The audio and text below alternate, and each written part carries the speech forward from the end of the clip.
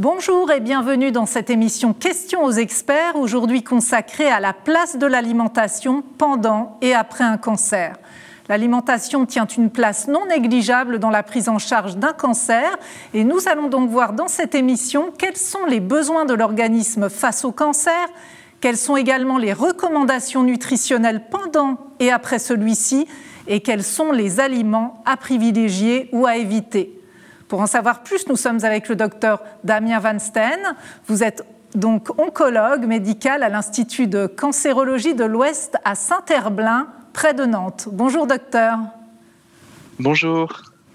Alors, est-ce que vous pouvez nous dire quelles sont les relations entre alimentation et cancer ?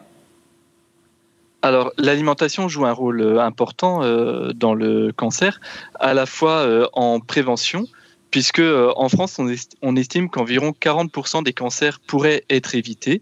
Et dans ces causes de cancer, l'alimentation déséquilibrée est responsable d'environ 5,4% des cas de cancer. Également, l'obésité, le surpoids et la sédentarité est responsable de 5,4% des cas de cancer.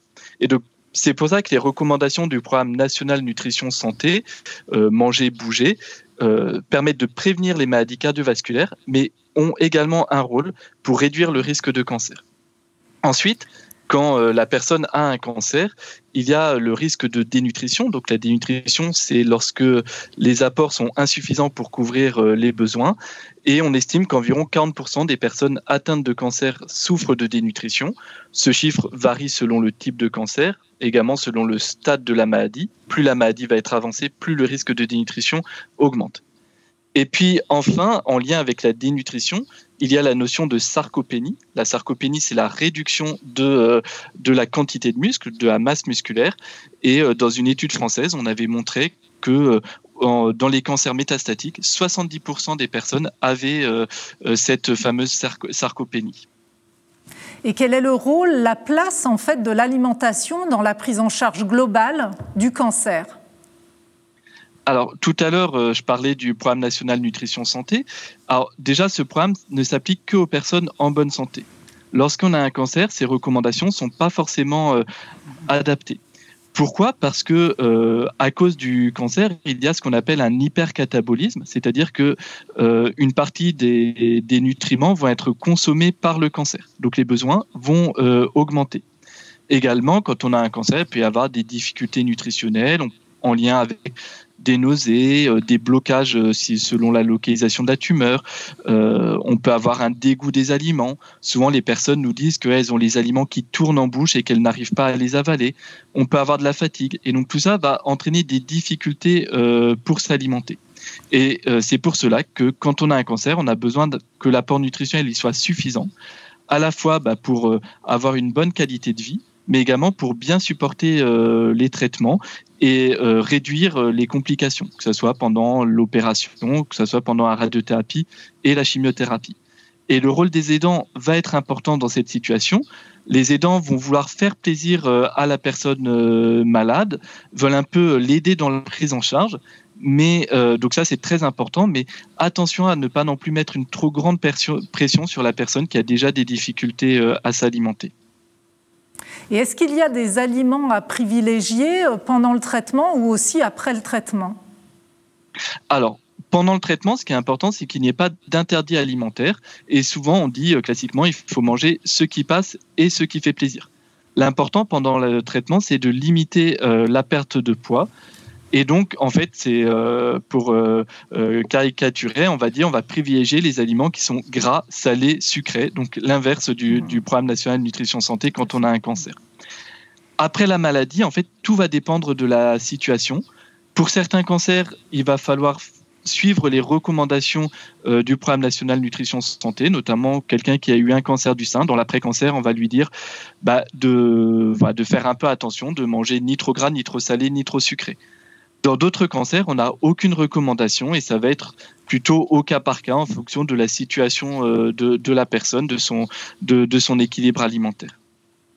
Oui, donc là, vous venez de nous parler des spécificités qu'il peut exister pour certains cancers. Est-ce qu'il y en a aussi selon la chimiothérapie ? Oui, bien sûr.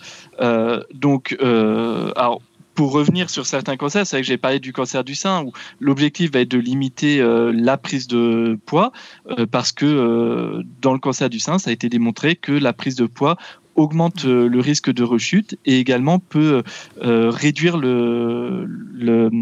altère le retour au travail. Pour d'autres cancers, ça va être l'inverse, notamment tout ce qui est cancer de la sphère ORL, cancer de l'œsophage, où là, il peut y avoir des blocages alimentaires, des problèmes de déglutition, où là, les recommandations vont être un peu différentes. Et puis, selon le type de traitement, bien sûr, on peut avoir déjà des interactions, notamment tout ce qui est thé vert, pamplemousse, millepertuis. On va plutôt le déconseiller pendant la chimiothérapie parce qu'il peut y avoir des interactions médicamenteuses. Également selon la toxicité de la chimiothérapie. Par exemple, il y a des chimiothérapies qui donnent beaucoup de nausées ou de vomissements, d'autres qui en donnent très peu, donc les recommandations vont être un peu différentes.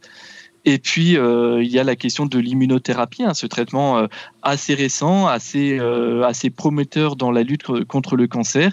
Et là, il y aurait des études qui démontreraient qu'il faudrait plutôt avoir un apport en fibres qui soit suffisant pour augmenter l'efficacité de l'immunothérapie. Donc c'est vraiment important d'avoir des conseils adaptés selon le type de cancer et selon le type de traitement. Alors justement, quand on parle de chimiothérapie, on pense souvent nausées, vomissements. Quels conseils vous donnez aux patients qui ont ce type de symptômes ? Alors déjà, le premier conseil que je dirais, c'est d'en parler à son oncologue. Maintenant, nous avons un arsenal thérapeutique qui est très large, avec différents niveaux de traitement à donner. Et maintenant, on pourrait dire qu'il est possible de ne plus avoir de nausées ou de vomissements quand on est sous chimiothérapie. Ensuite, si malgré tout on a des nausées ou des vomissements, on va donner déjà des conseils de limiter tout ce qui est plat odorant, de ne pas manger dans la pièce où le repas a été préparé parce que ça génère des odeurs. Parfois de manger froid ou à température ambiante limite les nausées ou vomissements. Souvent tout ce qui est glace, sorbet passe plus facilement. Également, on va conseiller de manger en petite quantité très régulièrement. C'est ce qu'on appelle fractionner l'alimentation. Ça va passer un petit peu mieux. Et puis, on va plutôt privilégier des plats très neutres, donc limiter tout ce qui est très acide, très gras, très sucré ou très épicé, qui génère parfois des nausées ou des vomissements. Et qu'est-ce qu'on peut dire, qu'est-ce qu'on doit penser des régimes type végétalien, végétarien ? C'est plutôt contre-indiqué ? Alors déjà, le régime végétalien pour la population en bonne santé n'est pas très adapté parce qu'il induit de nombreuses carences et il nécessite des supplémentations, notamment dans certaines vitamines. Donc, il n'est pas adapté dans la population générale, encore moins quand on a un cancer. Le régime végétarien, je suis plutôt réticent à un tel régime quand on a un cancer pour plusieurs raisons.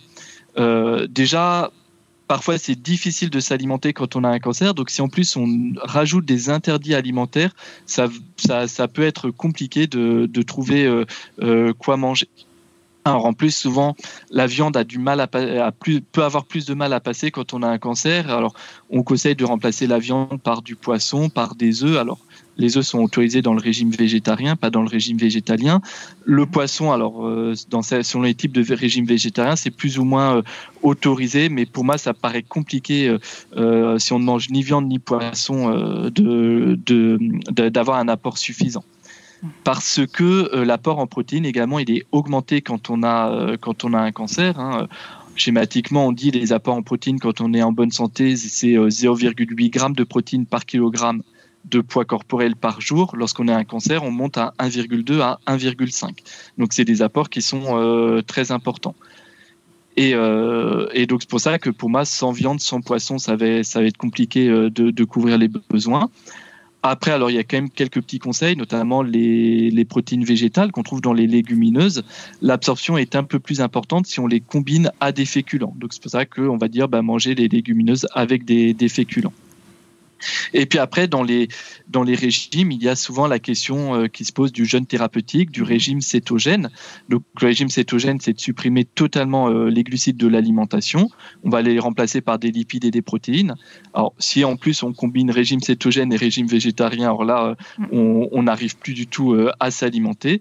Mais quoi qu'il en soit, régime cétogène ou jeûne thérapeutique, il n'y a pas de preuve scientifique de l'intérêt d'un tel régime, que ça soit en prévention des cancers, mais surtout pendant la maladie. Et pour ça, il y a le réseau NAC, le réseau Nutrition, Alimentation, Cancer, Recherche, qui est un réseau académique national qui étudie les liens entre alimentation et cancer. Et en 2017, le réseau NAC avait publié un rapport sur la place du jeûne ou des régimes restrictifs pendant un cancer. Et ce rapport insiste bien sur le fait qu'il n'y a pas de place à ce type de régime quand on a un cancer. Et l'alcool, pardon. Pour moi, c'est vraiment pas d'interdit alimentaire quand on a un cancer, donc limiter tous ces régimes-là. Mais justement, et l'alcool dans tout ça, on interdit totalement ? Vaste question de l'alcool. Je pense que tout dépend de la quantité et de la fréquence, de pourquoi on consomme de l'alcool. Alors, il n'y a pas de vertu thérapeutique à l'alcool, hein, quel qu'il soit. Après, tout dépend, je pense, des envies, du moment festif. Si c'est fêter, par exemple, un anniversaire ou une occasion spécifique, il n'y a pas de raison d'interdire l'alcool quand on a un cancer, tant que c'est avec modération et voilà, donc avec modération et pour une raison, tant que c'est pas une consommation quotidienne et excessive. Et les compléments alimentaires, vous en pensez quoi ? Alors déjà, je voudrais distinguer ce que nous prescrivons, les compléments nutritionnels oraux, qui sont classés comme des aliments diététiques destinés à des fins médicales spécifiques. Donc ça, c'est sur prescription médicale et qui permettent de compenser un manque de calories ou de protéines essentiellement, de ce qu'on appelle les compléments alimentaires, qui sont souvent sous forme de gélules qui contiennent des vitamines, des minéraux, des oligo-éléments. Il peut y avoir déjà des interactions entre ces fameux compléments alimentaires et les traitements. Et puis, tout ce qui est vitamines, oligo-éléments, voilà, tout ce qui est magnésium, phosphore et autres, la carence est délétère, mais également l'excès peut être délétère. Donc, pour moi, tous ces compléments alimentaires, déjà, c'est uniquement sur prescription médicale. C'est pas quelqu'un qui nous dit, il faut prendre ça et puis on va prendre un mélange de vitamines ou de minéraux sans trop savoir ce qu'il y a dedans. C'est à aller chercher en pharmacie parce que sur Internet, les contrôles qualité ne sont pas suffisants. Et c'est vraiment au cas par cas, en parler avec son oncologue ou son pharmacien pour vérifier qu'il n'y ait pas de contre-indication à ces compléments alimentaires. Mais si on a une alimentation équilibrée, il n'y a pas d'intérêt à prendre ces compléments alimentaires. Justement, les compléments, on en parle aussi beaucoup dans la micronutrition. Hein, beaucoup de médecins se mettent à cette pratique. De ce fait, vous en pensez quoi ? Alors, c'est une question que les patients nous posent souvent, cette micronutrition. À l'heure actuelle, il y a peu de données probantes sur la place de la micronutrition. Donc, moi, je n'ai pas tendance à conseiller cela. Après, c'est plutôt un échange qu'il faut avoir avec la personne pour voir un peu qu'est-ce qu'elle mange et est-ce qu'il y a des carences à compenser. Et de ce fait, en consultation, ça se passe comment avec le patient ? Vous évaluez son état nutritionnel avant, pendant ? Comment ça se passe ? Alors oui, il faut l'évaluer à chaque moment de la maladie. On l'évalue de façon très simple. En fait, l'état nutritionnel, c'est une évaluation qui est purement clinique et qui est très facile à faire. Il suffit de peser la personne. Donc, je pense que c'est assez facile d'avoir une balance dans une salle de consultation et de comparer le poids que la personne fait à l'heure actuelle par rapport au poids qu'elle faisait il y a 1 mois, il y a 6 mois et son poids habituel. Après, on va évaluer ses apports alimentaires. Alors, c'est une échelle très simple. C'est l'EVA des ingestats, échelle visuelle analogique. Et en fait, c'est une échelle sur 0 à 10. Combien la personne mange à l'heure actuelle ? Entre 0, c'est je ne mange rien du tout. Et 10, ce que je mangeais avant d'être malade quand tout allait bien. Et on estime que la limite, elle est à 7 ou moins. Si on est à 8, 9, 10, c'est pas non plus la catastrophe. On peut donner quelques conseils. Si on est à 7 ou moins, il va falloir intensifier la prise en charge. Ensuite, on va également évaluer, tout à l'heure je parlais de la sarcopénie, cette fameuse force musculaire. Alors, on peut évaluer par différentes étapes en posant déjà quelques questions très simples. Est-ce que la personne elle a des difficultés à marcher dans les couloirs pour accéder à la consultation? Est-ce qu'elle a des difficultés à monter les escaliers, à porter des charges lourdes, à se lever d'une chaise? Est-ce qu'elle a des difficultés? Est-ce qu'elle est déjà tombée? Et en fonction de ça, on va pouvoir aller plus loin dans les tests de dépistage, notamment tout ce qui est test de marche, mesure de la force musculaire. Et en fonction de la perte de poids, de cette échelle des ingestats et de cette échelle de sarcopénie, on va donner soit des conseils d'enrichissement et de fractionnement de l'alimentation, ou alors on peut aller sur la prescription médicale, prescription de compléments nutritionnels oraux, ou aller sur une nutrition artificielle, nutrition entérale via une sonde d'alimentation, donc qui utilise le tube digestif, et nutrition en perfusion uniquement si le tube digestif n'est pas fonctionnel. Et cette prise en charge diététique et nutritionnelle, en fait, ça fait partie des soins de support. Et quel autre soin de ce type vous conseillez? Alors, en effet, la nutrition fait partie du panier de soins de support. Donc, l'INCa, l'Institut national du cancer, a défini des soins de support socles. Donc, il y a diététique et nutrition, mais avec douleur, prise en charge sociale et prise en charge psychologique. Ensuite, il y a plein de soins de support supplémentaires qui existent, et je voudrais citer notamment l'activité physique adaptée, qui pour moi fait le lien avec la nutrition, parce que c'est très bien d'apporter des calories, des protéines à la personne, mais pour que l'intérêt, c'est que la personne puisse reprendre du poids en faisant du muscle, et c'est important de l'accompagner en faisant de l'activité physique adaptée, adaptée dans le sens où ce n'est pas du sport via les fédérations sportives, mais vraiment une prise en charge individualisée et selon la situation médicale. Ensuite, il y a plein d'autres soins de support que je ne vais pas lister. Et donc nous arrivons au terme de cette émission. Quel message vous souhaiteriez faire passer aux personnes qui nous regardent ? Alors, je voudrais dédramatiser la situation. Voilà, il n'y a pas de fatalité à avoir des problèmes nutritionnels quand on a un cancer.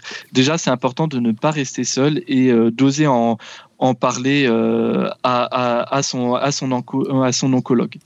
Je dirais de se peser régulièrement et de s'alerter. Alors souvent on se dit j'ai perdu 1 ou 2 kilos, j'étais un peu en surpoids, c'est pas bien grave.